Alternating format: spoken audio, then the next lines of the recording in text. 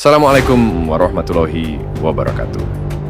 Apa kabar guys? Semoga kalian semua dalam keadaan baik-baik saja ya guys.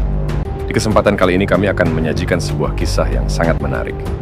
Tentunya kisah yang bisa kita ambil pelajaran untuk kehidupan kita menjadi lebih baik.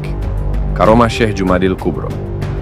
Manusia sakti bukan kebal senjata dan bukan yang bisa terbang. Tuanku, engkau bisa berjalan di atas air. Murid-muridnya berkata dengan kekaguman kepada Syekh Jumadil Kubro. Itu bukan apa-apa, sepotong kayu juga bisa. Syekh Jumadil Kubro menjawab pertanyaan muridnya. Muridnya pun bertanya lagi.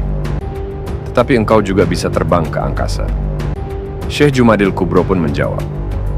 Demikian juga burung-burung pun juga bisa. Nah, muridnya pun bertanya lagi. Engkau juga bisa bepergian ke Ka'bah dalam waktu cuma sedetik.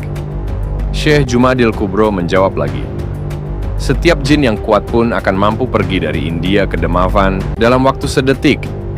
Muridnya pun bertanya kembali, engkau juga kebal senjata dan kebal api. Syekh Jumadil Kubro menjawab, batu karang di pantai pun bisa kebal seperti itu. Kalau begitu, apa kehebatan seorang manusia sakti yang sebenarnya? Murid-muridnya ingin tahu.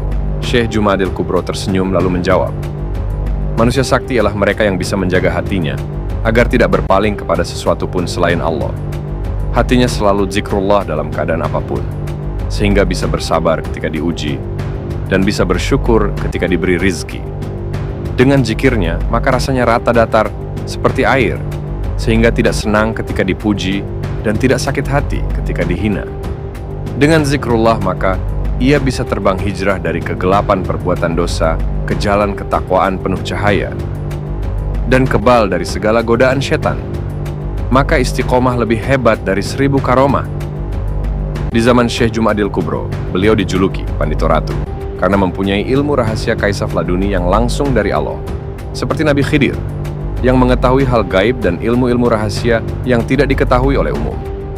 Syekh Jumadil Kubro merupakan tokoh kunci proses islamisasi di Pulau Tanah Jawa yang hidup sebelum Wali Songo. Beliau seorang kutubul alimin, wali mursyid agung, sultan aulia terbesar di zamannya.